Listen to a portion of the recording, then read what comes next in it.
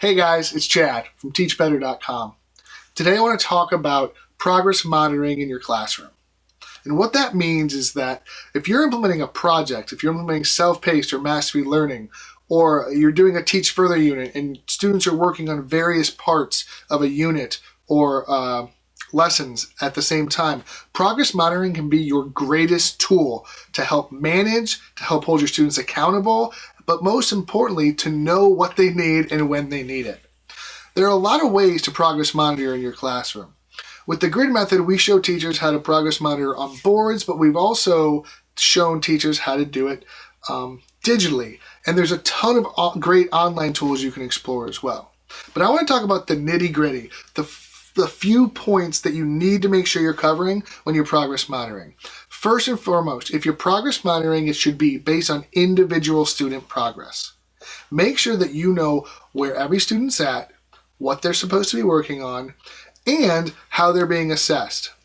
That will make it so easy for you to look at whatever you're using to monitor progress in your classroom and make quick, responsive decisions to give your students what they need. One of the second most important components is make the progress monitoring part of your routine.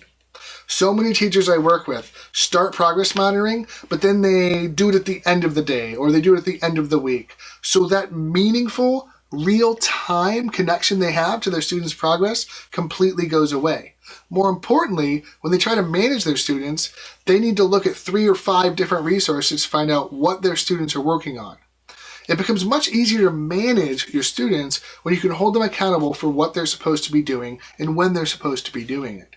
This is just going to make your life overall easier. The last piece of progress monitoring that I think some teachers forget is how important it is to celebrate progress.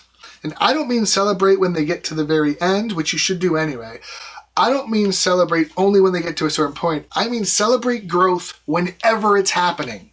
Whether someone's moving from the first step to the second step or the 4th step to the 5th step, I don't care where they are in the learning process, in the unit, in the project, in their mastery grid. Make sure you're celebrating growth every single time. This is how progress monitoring can help you build a growth mindset culture in your classroom and change the way students look at their learning so that when they fail, they're going to get up and they're going to try again. And you're going to give them multiple opportunities to thrive in your classroom. So when you are progress monitoring, make sure that you're making it meaningful. Make sure that you're staying diligent with it, and make sure that you are monitoring and building up that culture of growth mindset and celebrating that growth of your students. Thanks for watching, guys. Be sure to follow me on Twitter at Chad Ostrowsky, and remember to like this video, share it with your friends, and subscribe to our channel. Stay awesome.